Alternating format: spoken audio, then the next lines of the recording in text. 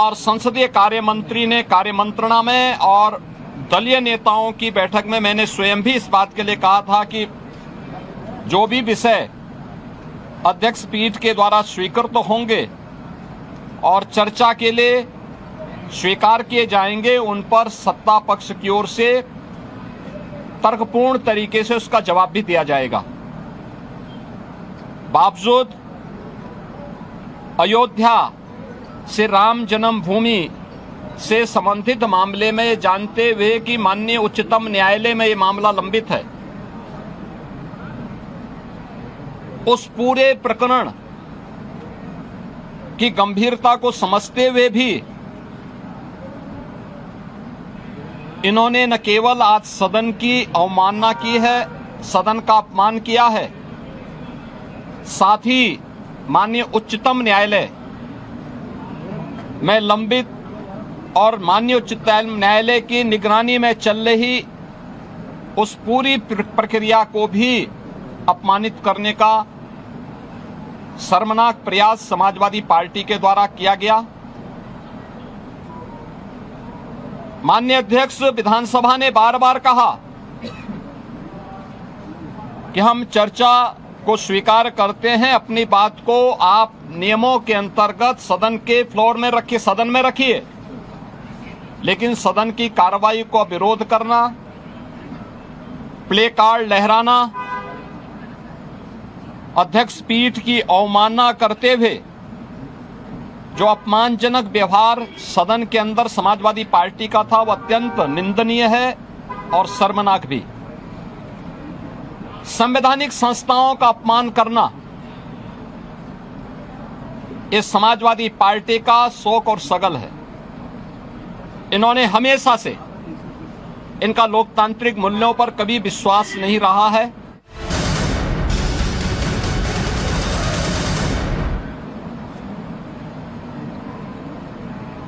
उत्तर प्रदेश सरकार ने ट्रस्ट को उसकी सिफारिशों को उपलब्ध करवाया और ट्रस्ट ने 25 जून को इस पर एफआईआर लॉन्च करवाया। अयोध्या में एफआईआर लॉन्च हुई। एफआईआर लॉन्च होने के बाद उपलब्ध साक्ष्य और प्रमाण के आधार पर कुल 8 लोग पकड़े गए, जिनमें 6 लोग चढ़ावे से जुड़ी हुई धनराशि में चोरी करते हुए या धनराशि को इधर उधर करते हुए देखे गए। उस आधार पर कार्रवाई हुई। 2 लोग इस पूरे प्रकरण में जिनकी जिम्मेदारी थी, उन लोगों को और उसके साथ जोड़ करके यह 8 लोगों की गिरफ्तारी हुई। अभी एसआईटी की जांच चल ही रही थी कि माननीय उच्चतम न्यायालय में जो योजित एक पीआईएल थी, उसके तहत उच्चतम न्यायालय ने आगे की कार्रवाई के लिए एसआईटी के पुनर्गठन के साथ ही इस पूरे प्रकरण को अपने देखरेख में आगे बढ़ाया। इस मामले में किसी भी साधु संत का कोई संलिप्तता प्रारंभिक जांच में एसआईटी की प्रारंभिक रिपोर्ट में कहीं भी नहीं पाया गया। 1100 से अधिक कर्मचारी श्री राम जन्मभूमि मंदिर के उस पूरे प्रांगण में इतने कार्मिक कार्य करते हैं और 1100 से अधिक लोगों के बीच में कुल 8 लोग इस मामले में प्रत्यक्ष और अप्रत्यक्ष रूप से जिनकी भूमिका उस मामले में उपलब्ध साक्ष्य और प्रमाण थे, उस आधार पर पाई गई। इसके लिए साधु संतों पर आक्षेप करना, इसके लिए अयोध्या धाम को अपमानित करना, बदनाम करना, श्री राम जन्मभूमि मंदिर को बदनाम करना, उन 1100 कर्मचारियों को जो राम जन्मभूमि मंदिर की व्यवस्था में लाखों श्रद्धालुओं को सुविधाजनक तरीके से दर्शन कराने में अपना योगदान दे रहे हैं, दिन रात सर्दी गर्मी बरसात किसी भी स्थिति में दर्शन कराने में अपना योगदान दे करके उत्तर प्रदेश के परसेप्शन को अच्छा बनाने में योगदान दे रहे हैं और उत्तर प्रदेश में धार्मिक पर्यटन को प्रोत्साहित करने में अपना योगदान दे रहे हैं। उन लोगों को कटघरे में खड़ा करना, ये बड़ी आश्चर्यजनक स्थिति है। और ये आक्षेप कौन लगा रहा है? ये आक्षेप वह समाजवादी पार्टी और वह कांग्रेस लगा रही है, जिन्होंने सदैव राम जन्मभूमि और भगवान श्री राम का अपमान किया है। क्या यह सच नहीं कि 1990 में अयोध्या की गलियों को और सरयू की पावन धारा को रक्त रंजित करने का पाप समाजवादी पार्टी की सरकार ने किया था? क्या पूरा देश और पूरी दुनिया और सभी राम भक्त ये नहीं जानते कि इनका ये अक्षम्य पाप, जिन्होंने राम भक्तों पर गोलियां चला करके किया था, कैसे उसको कोई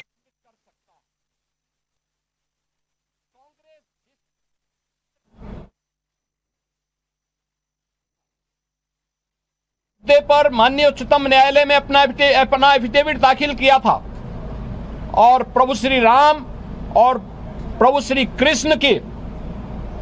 अस्तित्व पर ही प्रश्न खड़ा करके उन्हें मृतक घोषित किया था, वह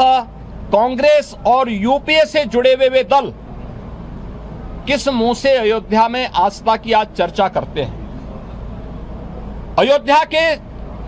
जिस चढ़ावा चोरी से जुड़े हुए प्रकरण की बात आई थी, सरकार ने गंभीरता से लिया था, क्योंकि आस्था का विषय अयोध्या है।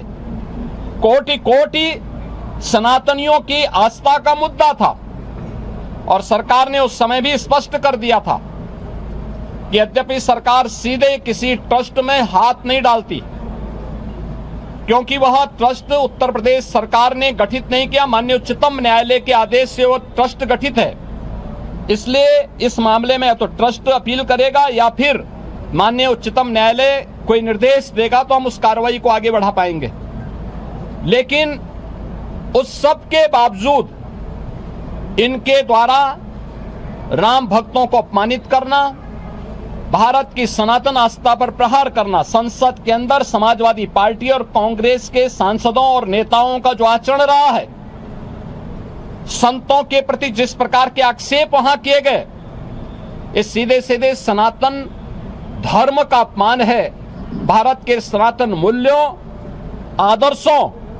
और दुनिया के अंदर जो उसके प्रति एक अच्छी भावना बनी थी, उस भावना पर एक प्रकार का प्रहार इन दोनों के द्वारा किया जा रहा है, जिनका आचरण सदैव से सनातन विरोधी रहा है। और मुझे आश्चर्य होता है कि इन दलों के द्वारा जब भाजपा से लड़ने में विफल हैं, मैंने पहले भी कहा, इस पूरे प्रकरण में जो लोग पकड़े गए हैं, इनका भारतीय जनता पार्टी या साधु संतों से कोई लेना देना नहीं। उस सबके बावजूद पूज्य संतों पर, उस सबके बावजूद सनातन धर्म पर, भारतीय जनता पार्टी पर या किसी अन्य ऐसे सांस्कृतिक और सामाजिक संगठन पर अनावश्यक कटघरे में खड़ा करके लांछन लगाना, ये पूरे सनातन के साथ साथ सत्य को दबाने, सत्य को झुठलाने का एक कुत्सित प्रयास इनके द्वारा किया जा रहा है। और इसीलिए ये लोग बहुत से भागना चाहते हैं, चर्चा से भागना चाहते हैं। ये वही लोग हैं जिन लोगों ने राम जन्मभूमि मंदिर का सदैव विरोध किया। ये वही लोग हैं जिन्होंने अयोध्या में से राम जन्मभूमि पर जब 2024 में, जनवरी 2024 में, 22 जनवरी 2024, जब आदरणीय प्रधानमंत्री जी के द्वारा अयोध्या में श्री राम जन्मभूमि मंदिर में 500 वर्षों के बाद श्री राम जन्मभूमि पे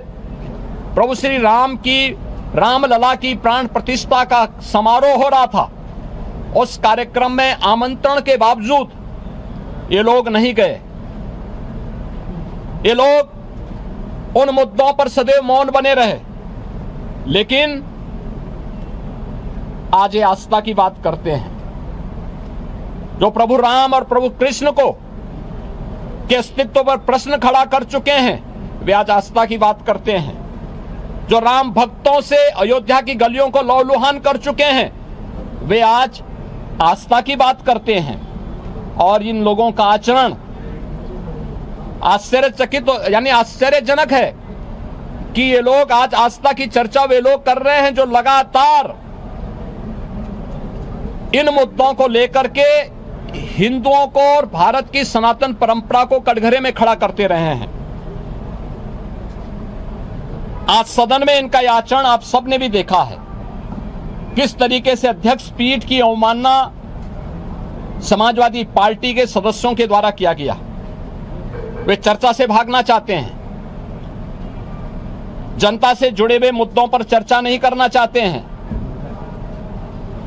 ऐसे मुद्दे पे उठा करके माहौल खराब करने का प्रयास कर रहे हैं जिन मुद्दों का सदन से लेना देना नहीं था। लेकिन फिर भी दूध का दूध और पानी का पानी हो, इसको लेकर के जब अध्यक्ष पीठ ने अपनी व्यवस्था दी तो उसको मानने को तैयार भी नहीं। वह सदन चर्चा का विषय होता है, एक संवाद होता है, समीक्षा होती है, एक परिणाम पे हम लोग पहुंचते हैं। ये लोग उन मुद्दों पे चर्चा नहीं कराना चाहते हैं, केवल माहौल खराब करके जनहित से जुड़े हुए मुद्दों को डाइल्यूट करना चाहते हैं। और इसीलिए इन्होंने पूरे सदन की कार्रवाई को भी बाधित करने का प्रयास किया, अध्यक्ष पीठ की भी अवमानना करके पूरे माहौल को तनावपूर्ण बनाने का कुत्सित प्रयास इनके द्वारा आज विधानसभा के अंदर किया गया है। मित्रों, समाजवादी पार्टी और कांग्रेस का यह आचरण उत्तर प्रदेश के साथ साथ सनातन धर्मावलंबियों का अपमान भी है, 25 करोड़ जनता के हितों पर कुठाराघात भी है। पिछले 9 वर्ष में एनडीए की डबल इंजन सरकार ने उत्तर प्रदेश के जिस परसेप्शन को बदलने में सफलता प्राप्त की है, आज उसका परिणाम है कि उत्तर प्रदेश अब बीमारू राज्य नहीं, उत्तर प्रदेश के नौजवान के सामने पहचान का संकट नहीं, उत्तर प्रदेश का नौजवान अब पलायन नहीं कर रहा है, उत्तर प्रदेश का किसान अब आत्महत्या करने के लिए मजबूर नहीं हो रहा है, उत्तर प्रदेश के गरीबों को शासन की सुविधा का लाभ मिल पा रहा है और उत्तर प्रदेश का परसेप्शन देश के अंदर सबसे तेज गति के साथ आगे बढ़ने वाली और प्रदेश देश की टॉप 3 इकोनॉमी के रूप में उत्तर प्रदेश ने अपने आप को स्थापित किया है। उस उत्तर प्रदेश के परसेप्शन को खराब करने की कुत्सित चेष्टा समाजवादी पार्टी और कांग्रेस के द्वारा मिलकर के किया जा रहा है। ये लोग लगातार जिन्होंने यूपी के नौजवानों के सामने पहचान का संकट खड़ा किया था, जिनकी किसान विरोधी नीतियों के कारण किसान आत्महत्या करने के लिए मजबूर होता था, जिनके कारण यहां पर प्रदेश के अंदर परंपरागत उद्यम चौपट हो चुके थे, जिनकी गलत नीतियों और भ्रष्ट आचरण के कारण और गुंडागिर्दी के कारण उत्तर प्रदेश में कोई निवेश नहीं करना चाहता था, और जिन लोगों ने उत्तर प्रदेश के नौजवानों के हक पर डकैती डाली थी, उत्तर प्रदेश के नौजवानों को उनकी नौकरी से वंचित किया था, वह समाजवादी पार्टी